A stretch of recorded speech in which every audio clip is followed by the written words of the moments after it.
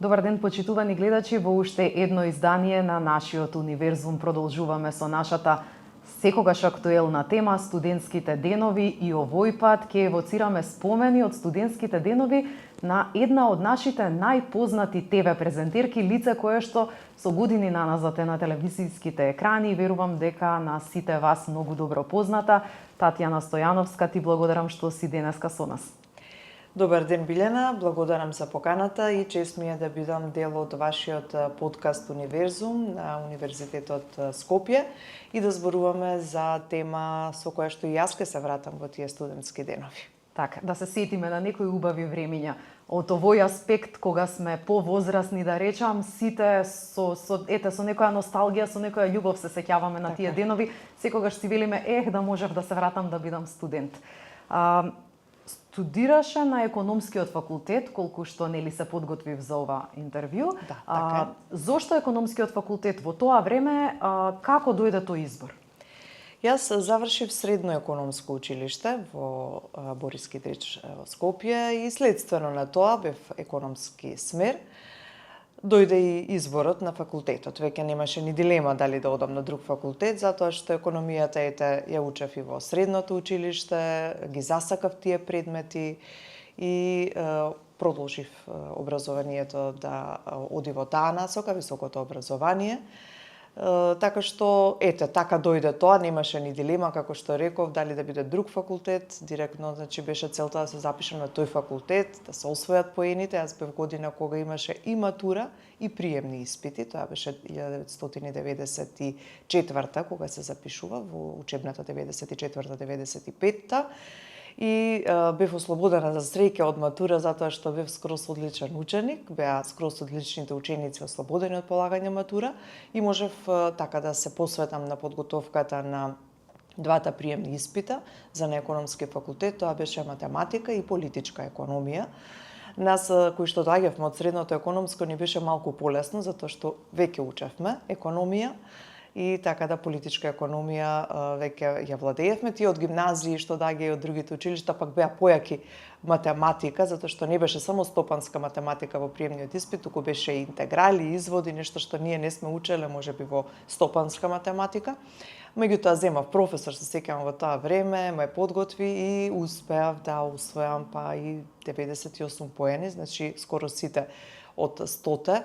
Навистина беше јака конкуренцијата на економски факултет таа година, се прима, значи, над 95% да ги имаш, над 95 поени да имаш, значи, многу висок критериум, голема генерација, се запишавме околу 500 студенти таа година и се сеќавам во првиот семестар, каде што беа политичка економија, например, како еден од носечките, да кажам, предмети на економски факултет, кај професорот Таки Фити, омилен професор, кај сите студенти кои што биле на економски факултет. Амфитеатарот беше препон, се бараше и столче повеќе, па дури на оние скалите што беа помеѓу седиштата по амфитеатарот седеа студенти, дури на под се седеше за да се слушаат тие предавања и навистина имавме навистина врвни професори и беше чест да се биде студент на економскиот факултет во Скопје во тоа време. Да, во тоа време, во 90-тите години на минатиот век, се сеќавам јас, економскиот и правниот факултет беа баш најпосакувани помеѓу матурантите, да речам, за уписи. И онаа слика што денеска ја гледаме пред финки, колони, луѓе како чекаат да се запишат, тогаш во наше време пред економски и пред правен беше полно. Дали имаше некоја неизвестност, ќе ме примаат, нема да ме примаат? Да, секако, мислам нормално дека имаше неизвестност и затоа што немав идеја каде потоа во вториот уписен рок ако не ме примаа на економски. Значи, не ни размислував, затоа што навистина таму сакав само да биде. Сега, ако не ме примеа, ќе размислував нешто, можеби ќе одев, па можеби ќе одев и тоа така беше како втора опција психологија, нешто на филозофски. Значи, некоја таква насока, педагогија, психологија, нешто такво. Меѓутоа, верував дека ќе успеам и успеав.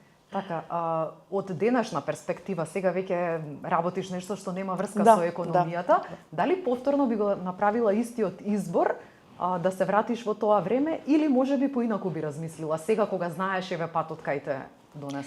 Да, економијата е убава област и па не знам сега, еве можеби би било нешто друго ова што го реков, психологија еве да кажеме, или некоја таква наука што е поврзана со повторно со човекот, а не со бројките, математиките и така натака, затоа што и таа е убава област, еве тоа би било можеби, меѓутоа не знам, еве, никогаш не сум се покајала што сум завршила економски факултет, иако навистина не сум работела во тоа. Ете, повторно, после 11 години, јас го продолжив моето образование и повторно пак нешто што е поврзано со економијата, а тоа е постдипломски студии за развој на човечки ресурси и предприемништво. Значи, не отидов во некоја друга насока, туку останав и во тие интердисциплинарни студии од овие области. Повторно нешто со поврзување на човекот, психологијата и економијата, предприемништвото. Значи, човекот како ресурс во компанијата. Кога ќе се оформиш како личност, како мајка, веќе имаш некаква кариера, тешко ли е да се вратиш на студии? Тешко е, навистина. После 11 години навистина ми беше како прв пат да фаќам книга. Кога го подготвував првиот испит, кај професорот Трајан Гоцевски беше тој испит, развој на човечките ресурси, имаше прекрасен учебник, книга од професорот Трајан Гоцевски, во која што навистина убаво беа објаснети сите области на човечките ресурси, прекрасен материјал, јас толку студиозно учев. Дури книгата на работа си ја носев и веќе сите знае во Канал 5 дека го подготвувам првиот испит за постдипломски, до последно мислам вечерта не можев да заспиам. Толку трема како прв пат да студирам. Откако тој испит се положи, тоа добив 10-ка, веќе тргнаа постдипломските студии. Имав 8 испита, ние што сме со 4 години, 240 кредити, имавме 8 испита во една студиска година на постдипломските на Филозофскиот факултет. Другите сега по новите, нели, што се по другиот систем, со 180 кредити, има 11 месечини испити, така што лесно го поминав тој процес на постдипломски студии со 8 испити, потоа одбрана на магистерската теза. Така што, ете, тоа беше повторно едно враќање и навистина Билјана ми беше стрес. Верувај дека ми беше голем стрес, со веќе дете кое што беше основно училиште и барабар со него дома со книгите, нели, неговите домашни, моето учење, но се посветив многу. И убаво ми беше во тој процес. Сега не знам кога повторно нешто би учела, со годините веќе можеби таа енергија ни се троши за меморирање на материјал, за совладување на голем материјал, па врзано со рокови, нели, и така натака, но ако се испланира на време, еве, до студентите, да речеме една порака дека човек треба да учи постојано кога е студент, а не она фронтално учење 5 дена или 10 дена пред испит, затоа што тука се создава еден голем притисок. Така што секогаш сум гледала барем после предавање, ако ништо друго, малку од малку да го читнам она што денес било поминато, за да цело време во тој процес бидеш во тек. Мислам дека најголем проблем и притисок на студентите е кога во сесија со 4 или 5 испита и сите се ставени во една недела, нели, полагањата, пресијата е дали ќе стигнам со материјал. Сум го имала и јас тоа, нели? Кога јас студирав, не само за постдипломските, ве се враќам и на економски факултет, меѓутоа ако човек земе и така некако во текот на сите тие предавања си учи, еве сега малку и со колоквиумите се овозможува такво нешто, за да се учи еден одреден материјал на делови. Кај нас се одеше директно на испит. Колоквиум не постоеше на економски факултет, мислам само имавме еден влезен колоквиум по математика ли беше? Да, мислам по математика во прва година и потоа немаше, се одеше директно на испит. Сега, предноста, пак јас, еве, ќе направиме на паралела од студирањето во тоа време и сегашното, е тоа што ние одевме на усен испит. Значи, писмен испит беше онаму каде што мораше, како што се математика, сметководство, нели, решаваш задачи или сето тоа, ама се друго беше како да речам, интеракција со професорот, што е многу подобро. Потоа јас фатив еден период при крајот на моето студирање, затоа што направив една пауза, станав мајка во меѓувреме, па година и пол го ставив на стендбај факултетот, тогаш веќе почна она се писмено и постдипломските беа писмено, што ми е еден начин каде што не можеш убаво да се изразиш, каде што не можеш со оние прашања ти да го дадеш она твое знаење што си го подготвува. А кога е директно, нели, студент и професор испрашување, влечеш, да, 3 прашања, меѓутоа сето тоа професорот може многу побаво да те испраша, пак од едно прашање да се произлези друго и трето и четврто, меѓутоа и да те потсети на нешто. Затоа што во жив разговор ќе те потсети, па ќе ти текне, па некако ќе се развие дискусијата. А кога си ти со пенкалото, листот и тестот, не ти текнува ништо. Да, моментот ти се блокира блокира мозокот. Нема и доволно простор. Нема ни доволно простор, не можеш да се напишеш. изразиш. Така што мислам дека тој систем на испрашување што ние го имавме во минатото е многу подобар затоа што го искусив. Значи можам да направам споредба затоа што јас потоа пак бев како постдипломец со овој другиот систем и мене ми беше многу, се викав, како недостасува тоа, да речам, одговарање усно. Така, што беше најтешко, а што може би најлесно вака во текот на студиите? Па, тешко беше, да. Најтешко е ете она што го кажав, да се подготвиш за тие испити во еден краток период.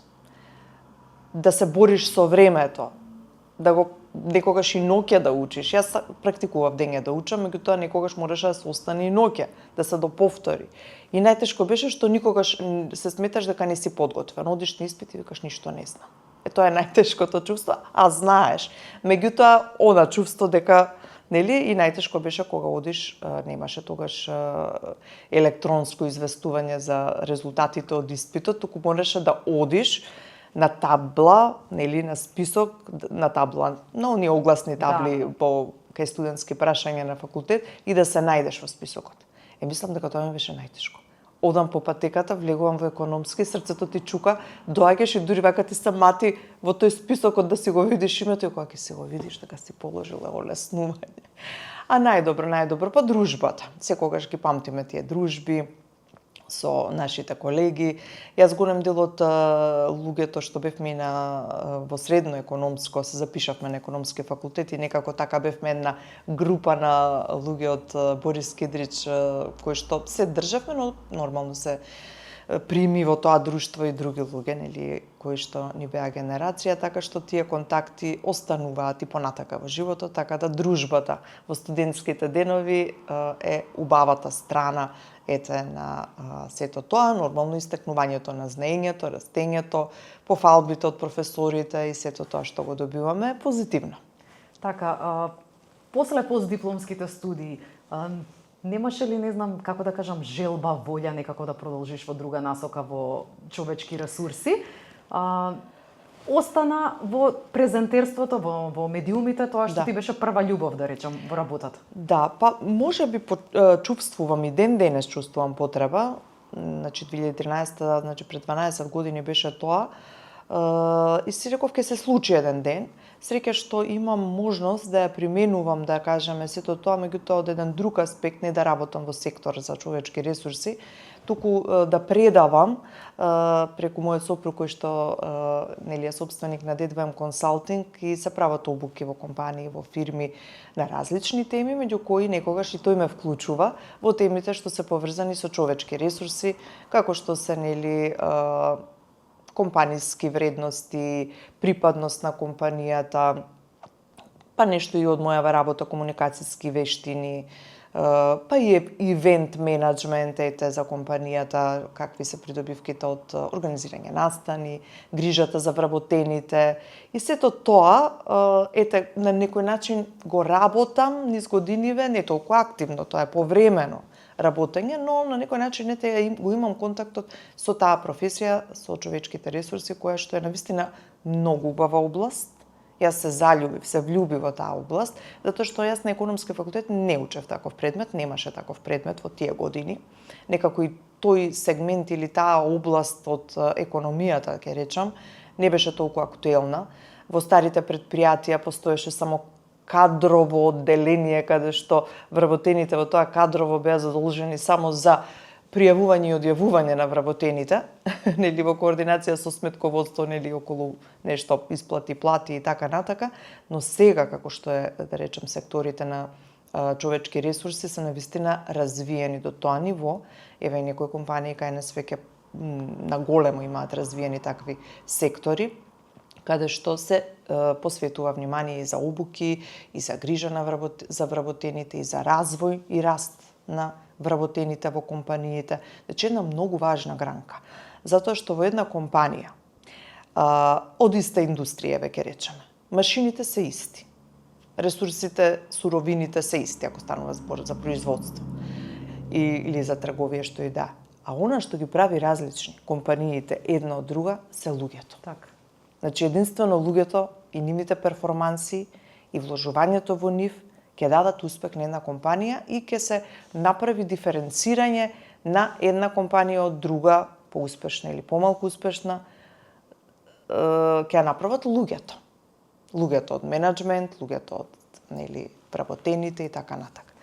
И така што јас, например, тоа велам, може ќе дојде еден момент да почнам да го работам тоа и во некој сектор, за човечки ресурси во некоја компанија. Ќе видиме, не се знае.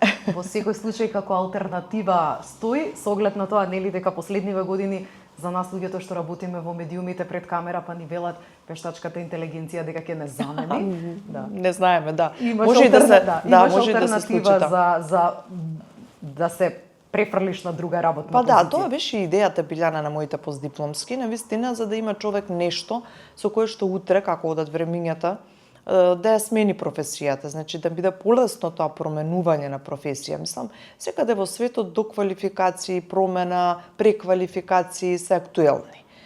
И не се задржува човек подолго во некоја професија од, циклус 10-15 години или во една работна средина. Дури е здрава промената, еве ние сме учеле на факултет, дека на секој 10 години е здраво човек да ја промени не професијата нормално, меѓутоа работната средина, затоа што тоа му дава така еден ефорт, една повторно енергија за да не изгори, да не дојде до тоа горење на работното место. Денеска знаеме дека колку модерната технологија го олеснува процесот и на студирање, и на пријавување испити. Значи, сите тие формалности околу документацијата за упис на факултет, може да се следат резултатите онлайн, значи немаат потреба студентите да одат со физичко присуство на факултетите за да ги завршат тие работи, за кои што ние требаше да чекаме со часови пред студентски прашања, да, и така. Колку на ова гледаш како олеснителна околност за денешните студенти или можеби го губат она социализација, она што го имаше во тоа време, па ќе стоиш таму, ќе дознаеш нешто што можеби не си го знаел. Да, има. Предност или мана е? Има и предности и мани, секако дека е полесно сега се.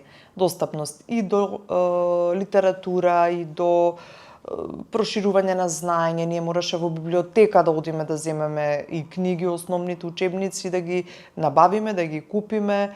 Па, ако сакаш нешто настрана повеќе да прочиташ, да бараш литература, тоа се беше низ книги, реални, а не сега со интернетот. Мислам, сега за секоја област, ChatGPT и другите такви пиши едно зборче, ќе ти даде се што ти треба за таа област и самиот интернет, нели, нешто релевантни податоци ово она. Се тоа можеш да го најдеш многу полесно и нормално те колеснува. Нормално те колеснува изработката. Јас знам, дипломската работа ми беше кај професорот Љубомир Кекеновски од Браната и јас му ја однесов на флопи. За новите генерации не знаат што е флопи. Значи, и работата на компјутер тогаш беше ограничена. Јас и не знаев многу да работам на компјутер. Па ја пишував, нели, на компјутер и ја снимаш на флопи. Тоа беше како коцкичка, касетка или што и да беше. Потоа излегоа CD-ата, па USB-њата и сите тие работи. Носачите на материјал, да речеме. Така да, така беше, ама што знам што било подобро. Сега е подобро. Верувам дека сега е подобро.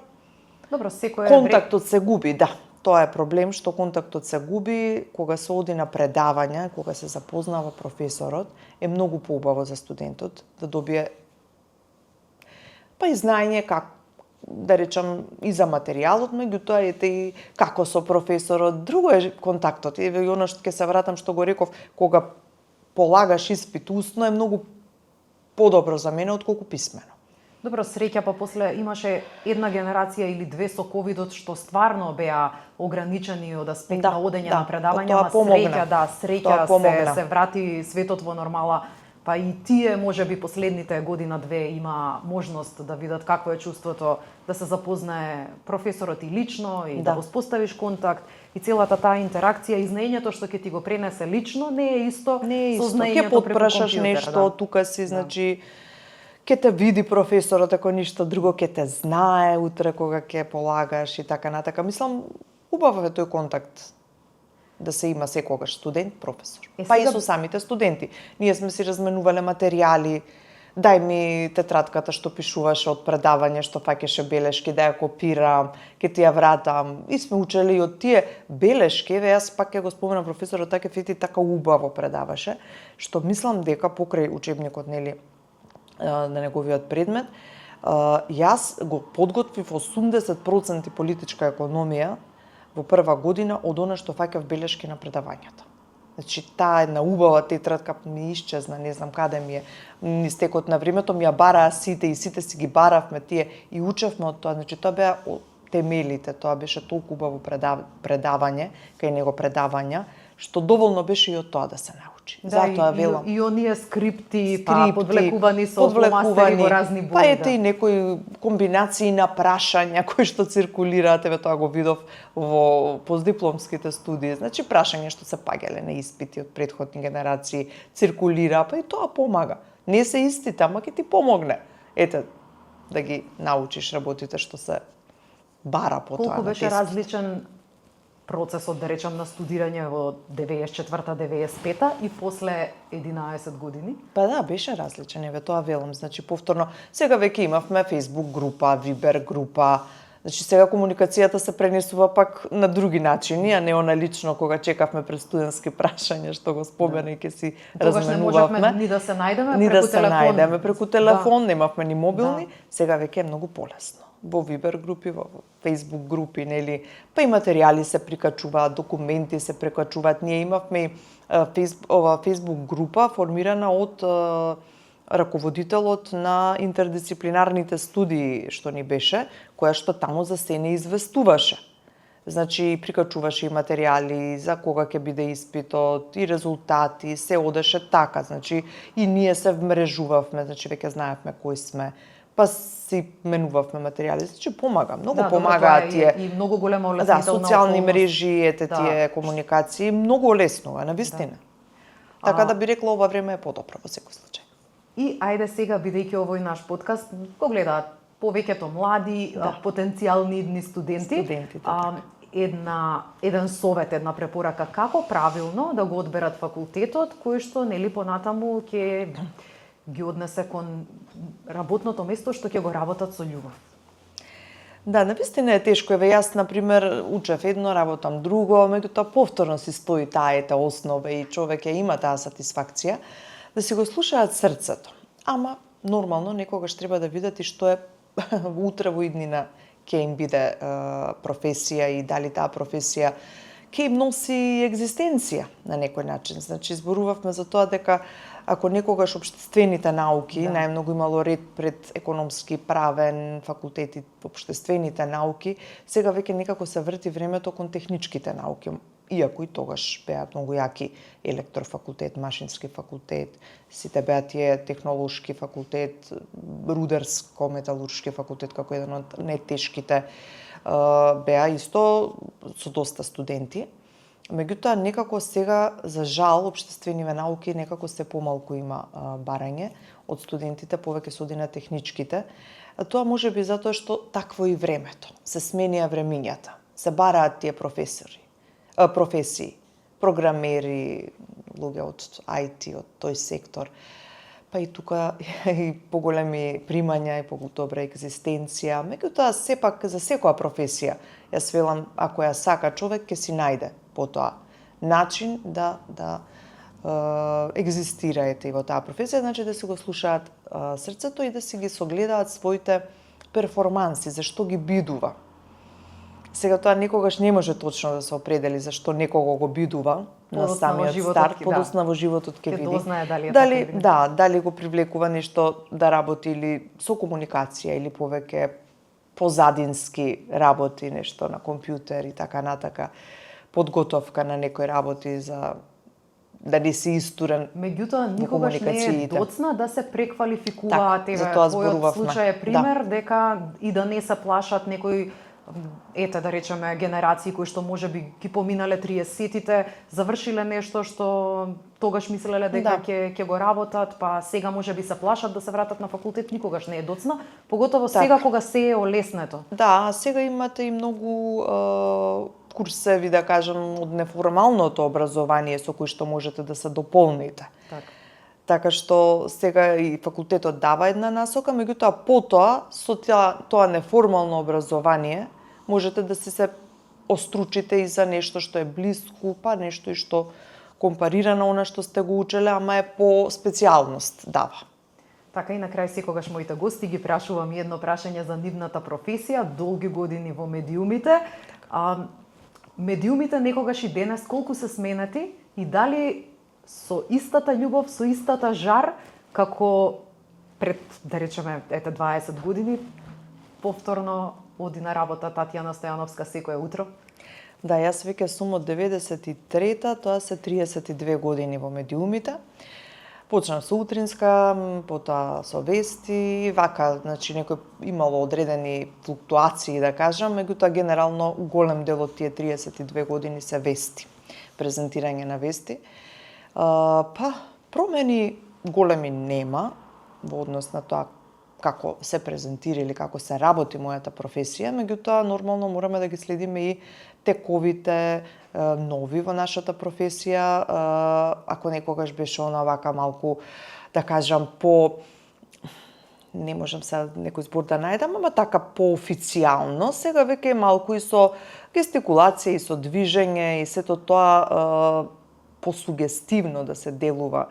Иако јас не сакам да си го дозволам до тој степен, држам до тоа дека презентерот не треба да сугерира, да наметнува, да влијае со она што го кажува, туку треба да ја пренесе информацијата и затоа не сакам многу да отскокнувам од тој формат на нешто, на мојата професија за која не учеа на почетоците во македонската телевизија, дека презентерот не треба да ни со интонација, ни со гестикулација, пак ниту и со аутфит привлекува внимание, туку треба да е некој кој што без да привлече многу внимание, само ќе ја пренесе информацијата и ќе допре до гледачот и тој ќе се ја разбере онака како што си треба да се ја разбере, а не јас да му сугерирам. Така да се уште го држам тоа, иако мали модификации постојат сега, за да бидеме малку и во тренд, да не бидеме до толку, значи од тој систем некогаш кога бевме и така натака. Во тој поглед има мали промени, но не големи. Не може во оваа моја професија да има големи промени. Презентер се знае како треба да изгледа. Значи телевизијата се уште си останува оној традиционален медиум. Така е. Да се надеваме дека нема да не се заменат вештачката интелигенција. Иако интернетот си го зема замавот, тоа е веќе нормална појава секаде во светот, електронските медиуми веќе почнуваат да не бидат толку многу атрактивни, па затоа се наоѓа еве некој модел, она што оди и на телевизија, да се стрима и на YouTube, да се стрима, значи, за да се гледаат одложено, па и вестите може да се гледаат одложено на YouTube, на страната на лесно се да се врати, да се прегледа, емисии, сето тоа, да, значи, си ги пропуштил и па и тоа дава некоја можност на луѓето да си гледаат тогаш кога можат, кога имаат време. Младите веќе тоа го практикуваат повеќе, нашите традиционални гледачи се повозрасната публика. Така. Ти благодарам што беше дел од нашиот подкаст Универзум. Се надевам дека дадовме можеби на младите некоја сугестија, некој предлог за како да го одберат правилно своето образование, можеби некој од нив ќе се пронајде и во медиумите. Секако. Ги поздравувам сите што не гледаат на овој подкаст и благодарам Билјана за поканата. Благодарам и на вас, почитувани гледачи, што бевте и со ова издание на Универзум.